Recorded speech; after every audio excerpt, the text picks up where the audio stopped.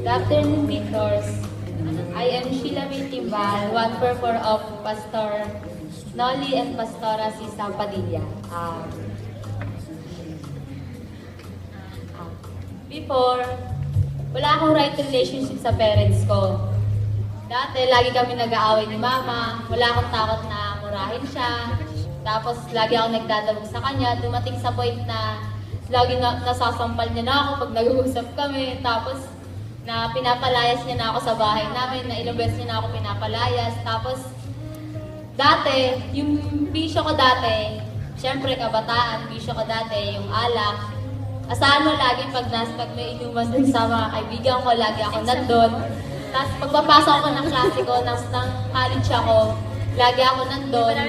Pumapasok ako ng klase na nakainom, gano'n kami mga classmate ko. Tapos kalit to, hindi ako yung binubuli, pero ako yung bubuli dun sa mga classmate ko. May classmate ako nung dati nung high school na nabaliw siya nun kasi kakabuli namin ng mga kaibigan ko na nasiraan siya ng bait, gano'n. Tapos, pero, one day na may pinadala si Lord na tao para ma-invite ako. On that day, July 29, 2014, nakakilala ako. Nung araw na yun, nagkaroon ng pagbabago din sa life ko. Uwian na nun, pero yung heart ko, naiwan dito sa church na to, tsaka kay Lord. Unti-unting nagbago yung life ko. Kung dati, magkaaway kami ng parents ko, ngayon, best friend na kami. Kung dati, bisyo ko yung alak, ngayon si Lord na yung bisyo ko. Kung dati,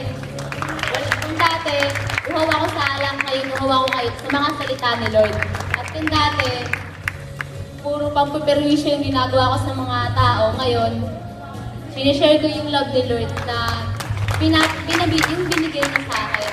At yung mga estudyante kapwa ko, hindi po lang yung pag-aaral para mag-serve kay Lord. Yung tutulong pa sa atin para ma-achieve natin yung desire ng heart natin. Tsaka kung nahihirapan kayo, magpahinga lang kayo, tapos hingi kayo ng strength kay Lord para magawa yung dapat natin gawin. Yun lang po, I'm Sheila May Timbal, 144 of Pastor Noli and Pastora Sisa Padilla, and I live in victory.